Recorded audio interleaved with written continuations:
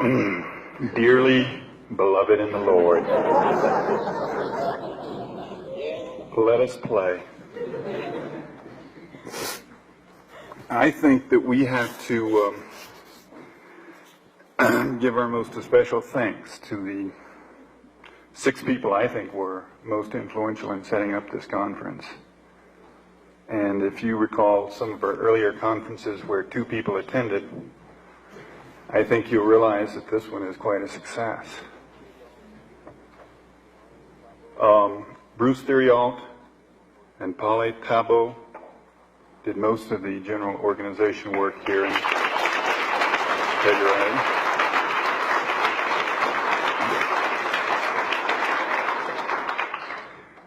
Of course, we've already acknowledged the hard work of Tom Thomas and Terry Clifford.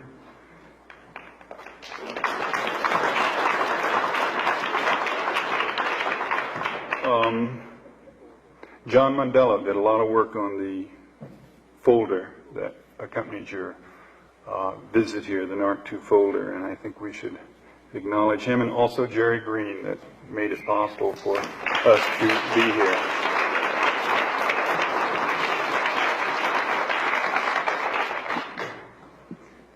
Do you know why you went into radio?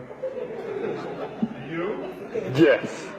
I went into radio because I wanted to expose myself.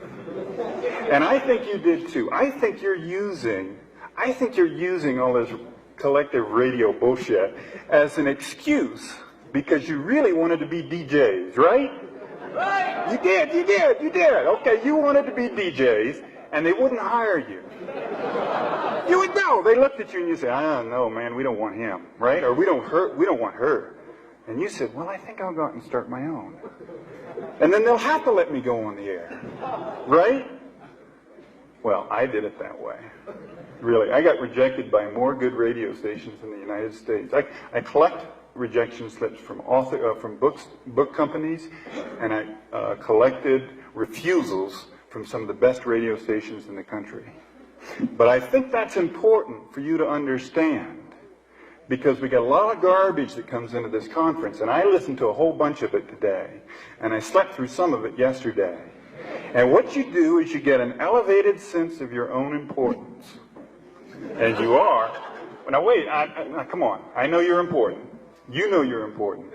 But there's an elevated, there's a lot of verbiage going on here. You talk a lot about money. You talk too damn much about money. I mean, we know money is important. We need it. We love it. But you know what money is? You know what it really is? It's a big pot of fat, right? That's all it is. It ain't nothing more. And you talk about it, and you think about it, and you scheme. You scheme on ways to get more, right? You want more. You're always talking about money, and you talk about foundations. You know one thing you're not talking about at this conference very much?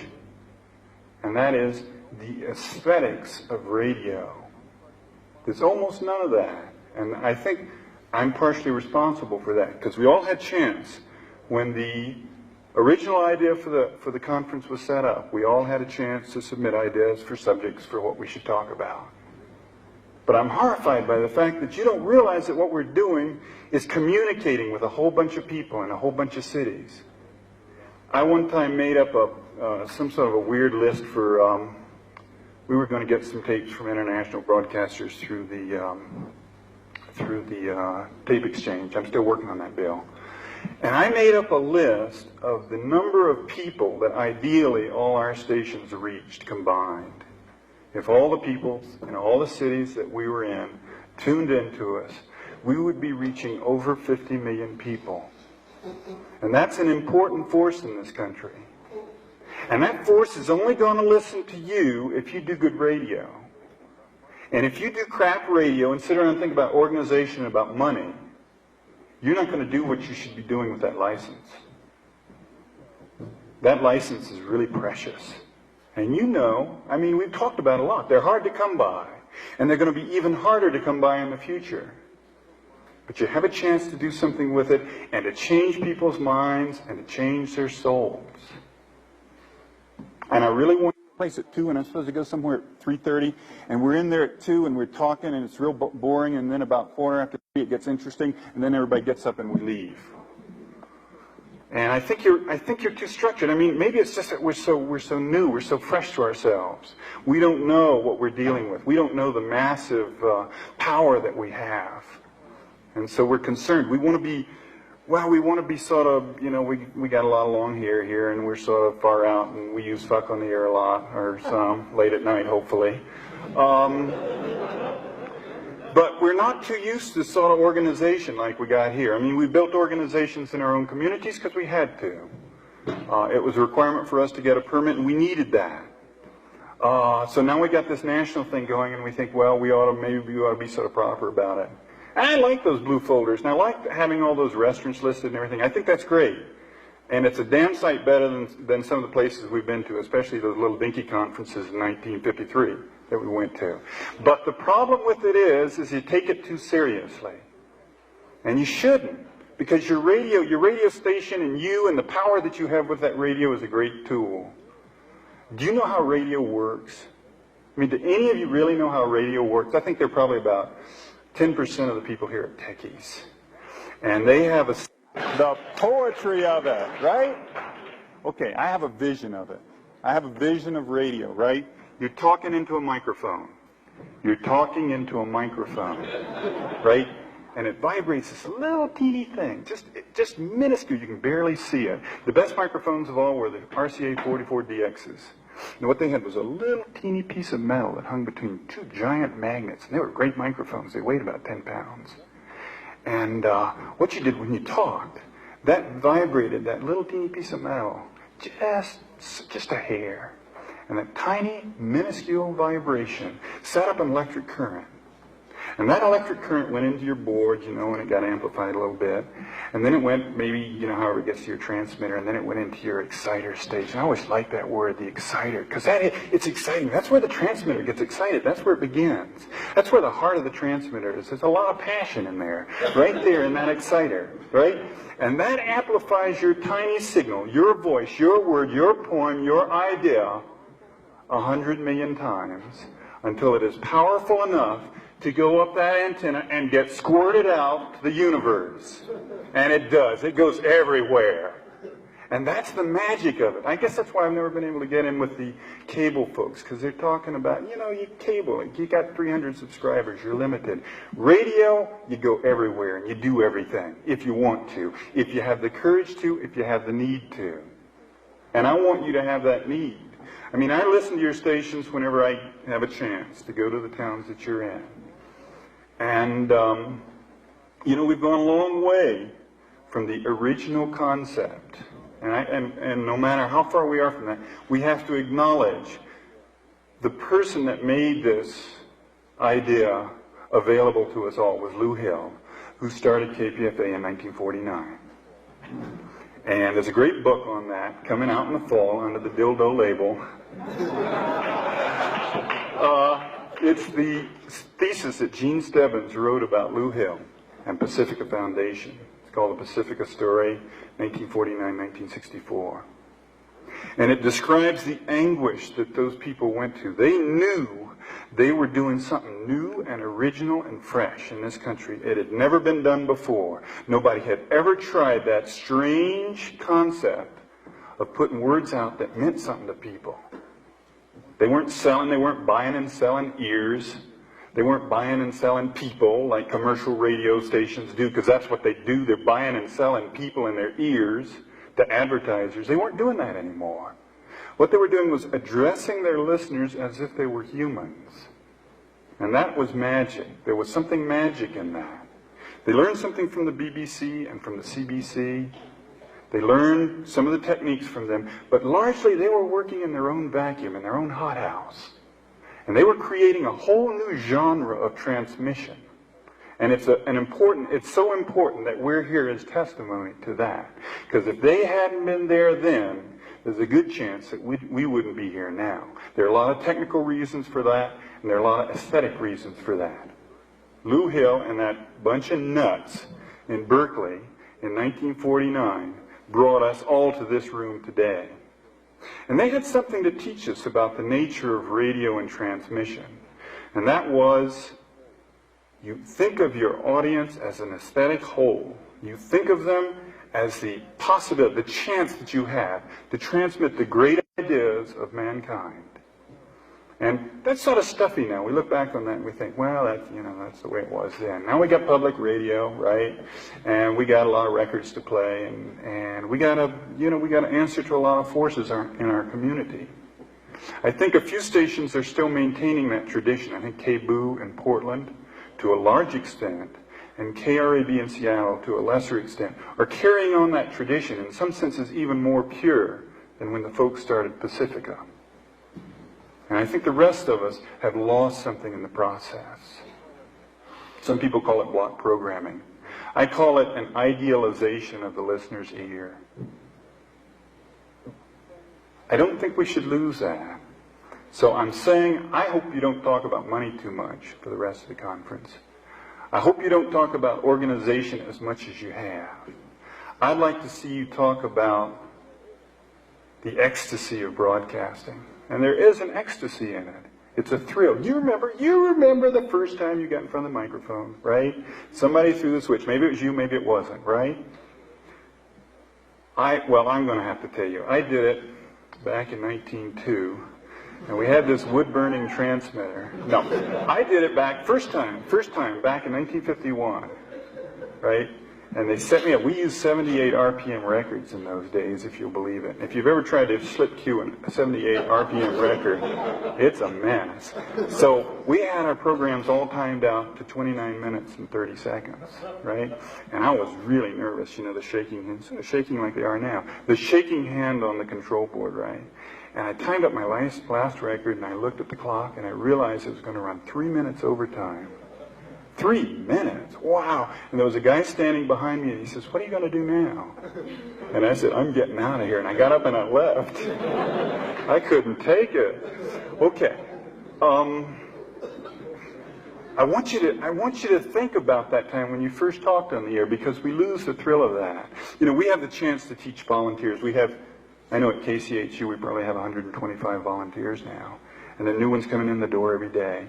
And we have the chance we've got to keep that door open. I know you all acknowledge that. We have to make them welcome in our station, no matter who they are. We have to at least try to give them the contact with the air. We have to give them the chance to talk through our transmitter.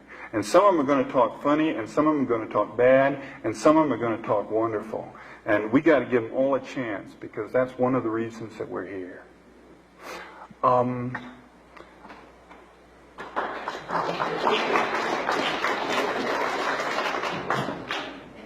I was going to read something. Let's see if it's still here. And I don't know how this is going to work, because I'm used to reading on the air, but I ain't used to reading in front of a lot of people. But I'm going to try it. Really? It's very short. It's by Nabokov, and it's from his autobiography, Speak Memory. And it's a beautiful book. He says, and this is the aesthetic of sound.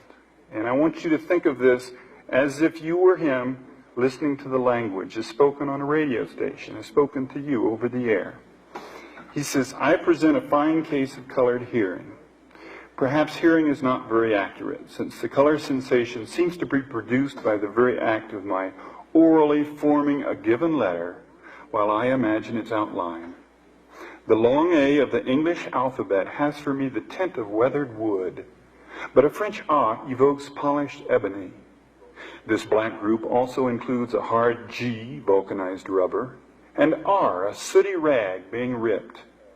Oatmeal N, noodle limp L, and the ivory-backed hand mirror of an O take care of the whites. I'm puzzled by my French on, which I see as the brimming tension surface of alcohol in a small glass. Passing on to the blue group, there's the steely X, thundercloud Z, and huckleberry H. Since a subtle interaction exists between sound and shape, I see Q as browner than K, while S is not the light blue of C, but a curious mixture of azure and mother of pearl. Adjacent tints do not merge, and diphthongs do not have special colors of their own unless represented by a single character in some other language. I hasten to conclude my list before I'm interrupted. In the green group, there's an alder leaf F, the unripe apple of P, and pistachio T. Dull green combined somehow with violet is the best I can do for W. The yellows comprise various E's and I's, creamy D, bright golden Y, and U, whose alphabetical value I can only express by saying brassy with an olive sheen. In the brown group, there's the rich rubbery tone of a soft G, the paler J, and the drab shoelace of H. Finally, among the reds, B has the tone sometimes called burnt sienna by painters. M is a fold of pink flannel. And today I have at last perfectly matched V with the rose quartz of Mertz in Paul's Dictionary of Color. The word for rainbow, a primary but decidedly muddy rainbow, is in my private language the hardly pronounceable Kzpygv, K-Z-S-P-Y-G-V. The first author to discuss audition colorée was, as far as I know, an albino physician in 1812 in England. Now what he's telling you about the color of language, right? And we have the language and we have the means to communicate it. Because I remember when we started KRAB in 1962, and we were really alone. I think we felt as alone in Seattle in 1962 as I think the people at KPFA did in 1949.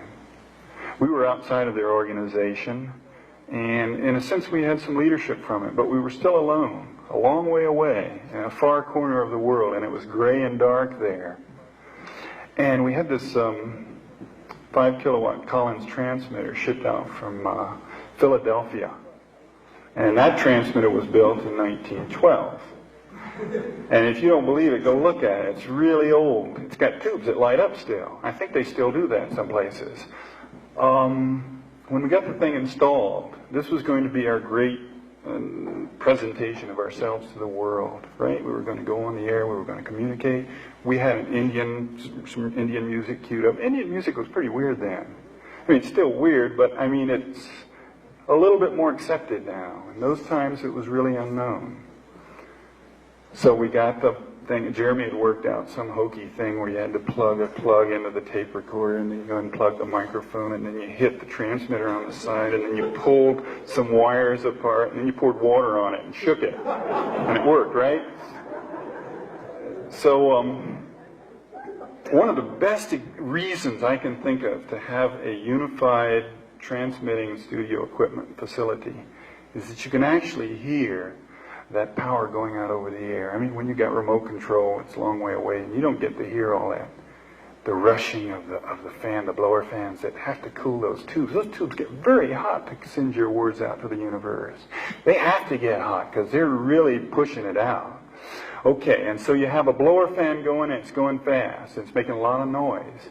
And the first 8 years of KRAB always had that sort of undertone of a high-pitched blower fan going as sort of a counterpoint to everything that we could think or say or do. It was always there. Anytime the microphone went on, you heard that way in the background.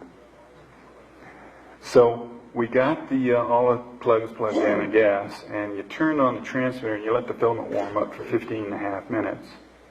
And then you pushed the filament plate on, and there was a sudden drop in the pitch of they explained it to me one time. It had something to do with the power transformers were sending cyclones into the rotahedrons, and they were being twisted around and turned into the Amish, right? Something was happening there, but you could feel it as soon as you pushed that button. So we pushed the magic button, and I guess it was Gary Margison. We turned on the microphone. He said, "Hello, this is KRAB in Seattle." And we were on the air for the first time. And then the power transformer blew up. Right? It took us a month to get it fixed, right? Sparks going out all over the place. Well, we still worked at low power. So Jeremy rigged up our first remote program. We took the microphone outside to the back of the yard where the power transformer was. And Margison took a hammer, and I took a hacksaw, and Jeremy had a hammer. And we started beating on it. And we were at 10 watts, that was the only power we could get then. We were transmitting the sound of our own transformer being beaten to death. And it was a great program.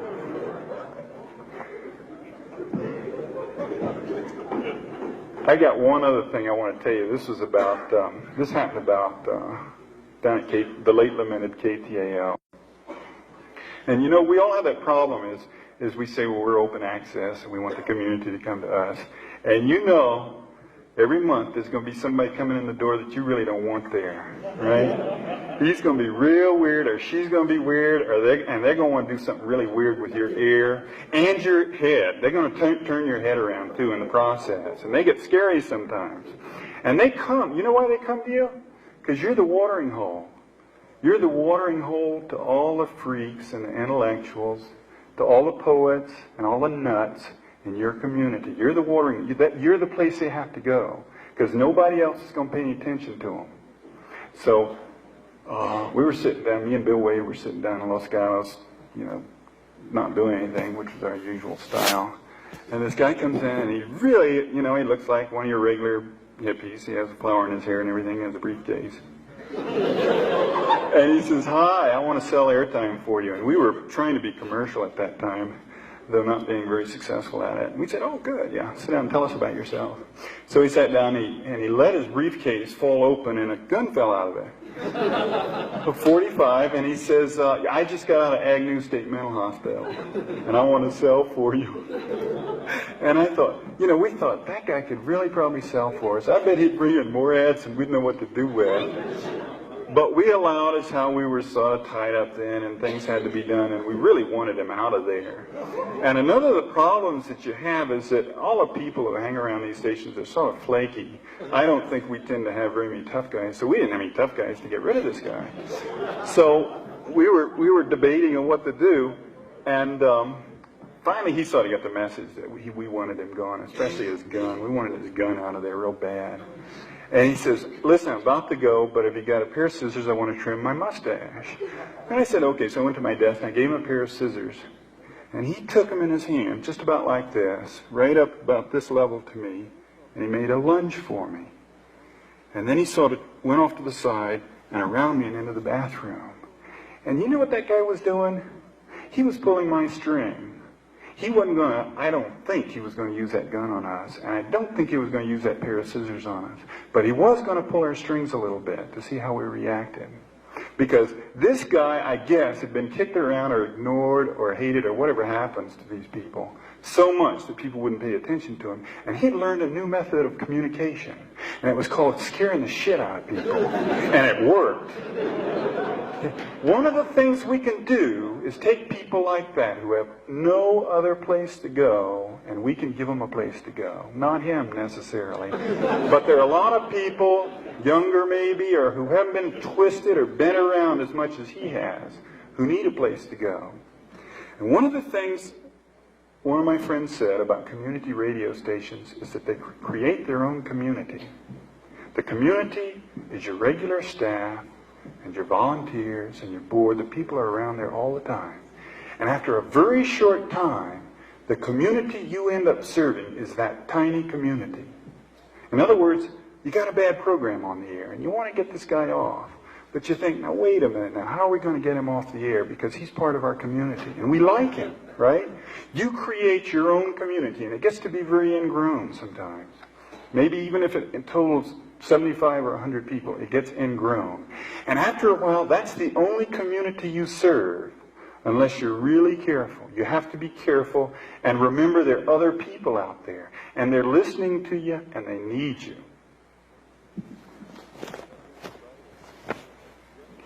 I have been invited, or it's been suggested to me this evening, that I give a speech on sex, and in specific on my own sex life.